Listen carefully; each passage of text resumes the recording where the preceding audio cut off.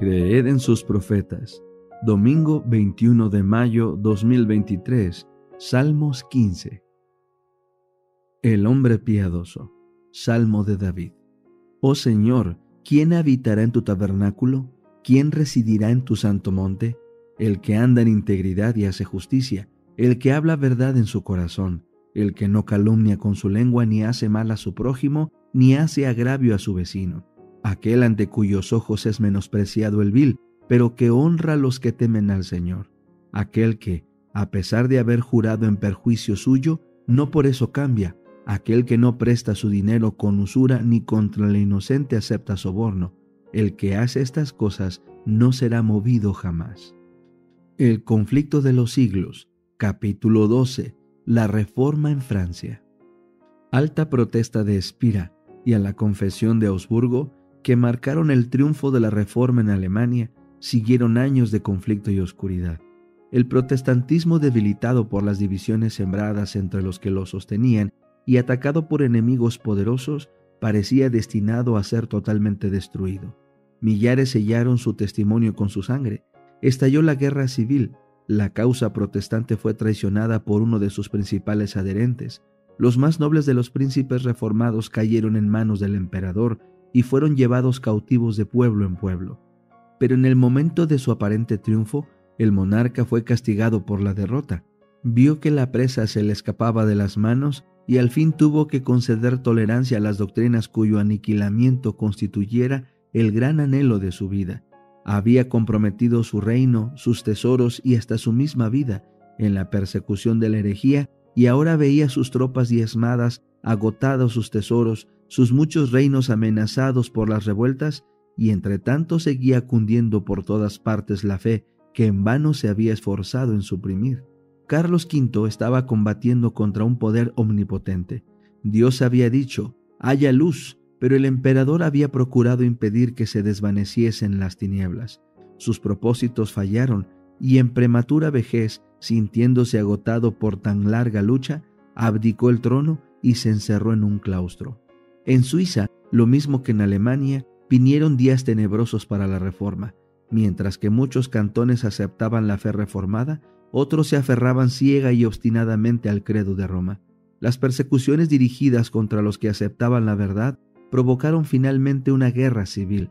Zwinglio y muchos de los que se habían unido con él en la reforma sucumbieron en el sangriento campo de Kappel. Ecolampadio, abrumado por estos terribles desastres, murió poco después. Roma parecía triunfar y recuperar en muchos lugares lo que había perdido, pero aquel cuyos consejos son desde el siglo y hasta el siglo, no había abandonado la causa de su pueblo. Su mano le iba a dar libertad. Había levantado en otros países obreros que impulsasen la reforma. En Francia, mucho antes que el nombre de Lutero fuese conocido como el de un reformador, había empezado a amanecer.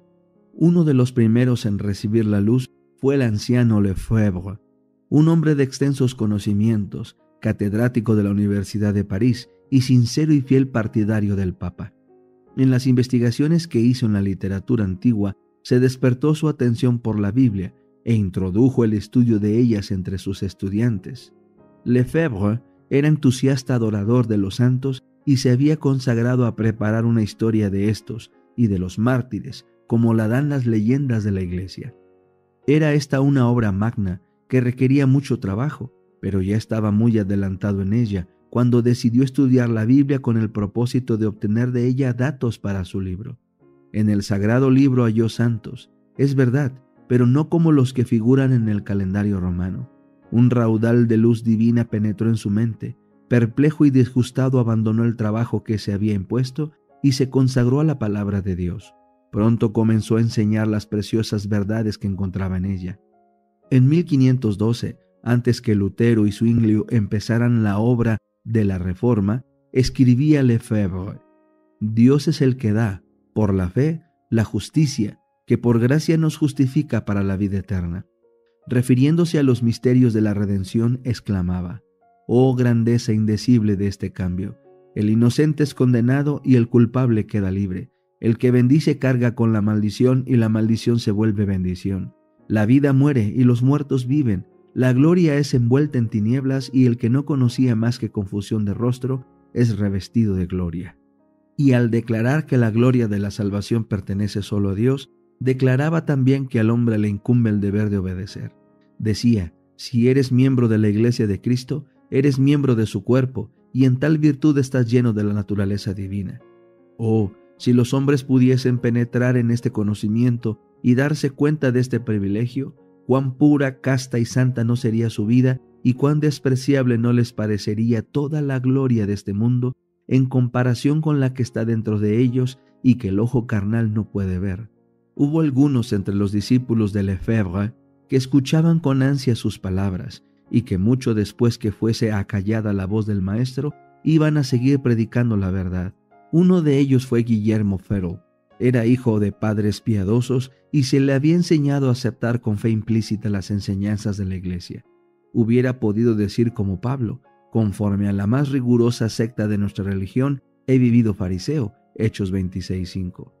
Como devoto romanista se desvelaba por concluir con todos los que se atrevían a oponerse a la iglesia. Rechinaban los dientes, decía él más tarde, como un lobo furioso cuando oía que alguno hablaba contra el Papa.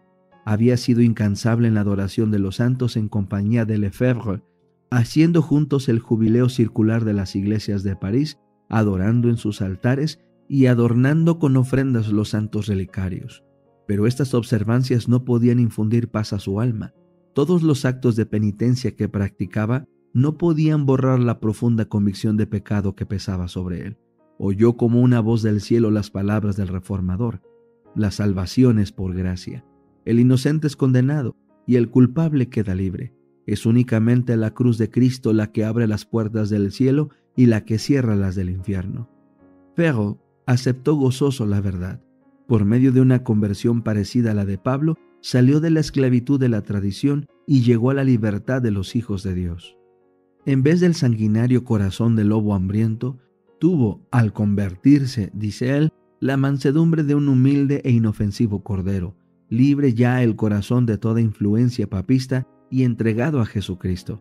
Entre tanto que Lefebvre continuaba esparciendo entre los estudiantes la luz divina, Farel, tan celoso en la causa de Cristo como lo había sido en la del Papa, se dispuso a predicar la verdad en público. Un dignatario de la iglesia, el obispo de Meaux, no tardó en unirse con ellos. Otros maestros que descollaban por su capacidad y talento se adhirieron a su propagación del evangelio, y éste ganó adherentes entre todas las clases sociales, desde los humildes hogares de los artesanos y campesinos hasta el mismo palacio del rey. La hermana de Francisco I, que era entonces el monarca reinante, abrazó la fe reformada. El mismo rey y la reina madre parecieron por algún tiempo considerarla con simpatía, y los reformadores miraban con esperanza hacia lo porvenir y veían ya a Francia ganada para el evangelio. Pero sus esperanzas no iban a realizarse. Pruebas y persecuciones aguardaban a los discípulos de Cristo. Si bien la misericordia divina se las ocultaba, pues hubo un período de paz muy oportuno para permitirles acopiar fuerzas para hacer frente a las tempestades, y la reforma se extendió con rapidez. El obispo de Meaux trabajó con empeño en su propia diócesis para instruir tanto a los sacerdotes como al pueblo. Los curas inmorales e ignorantes fueron removidos de sus puestos, y en cuanto fue posible se los reemplazó por hombres instruidos y piadosos. El obispo se afanaba porque su pueblo tuviera libre acceso a la palabra de Dios, y esto pronto se verificó.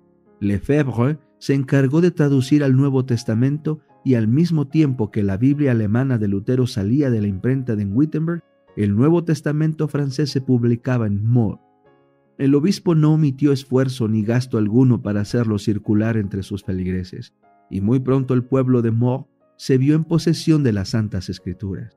Así como los viajeros que son atormentados por la sed se regocijaban al llegar a un manantial de agua pura, así recibieron estas almas el mensaje del cielo.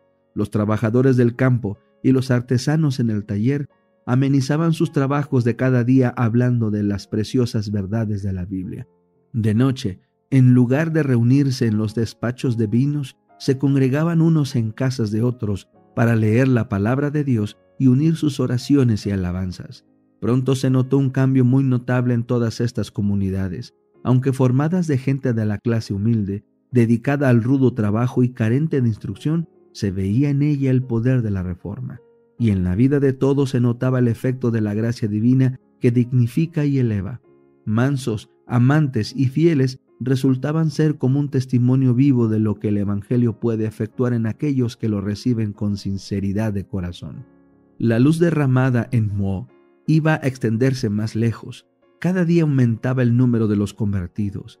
El rey contuvo por algún tiempo la ira del clero, porque despreciaba el estrecho fanatismo de los frailes. Pero al fin, los jefes papales lograron prevalecer. Se levantó la hoguera. Al obispo de Meaux le obligaron a elegir entre ella y la retractación, y optó por el camino más fácil. Pero a pesar de su caída, el rebaño de este débil pastor se mantuvo firme. Muchos dieron testimonio de la verdad entre las llamas. Con su valor y fidelidad en la hoguera, estos humildes cristianos hablaron a millares de personas que en días de paz no hubieran oído jamás el testimonio de ellos.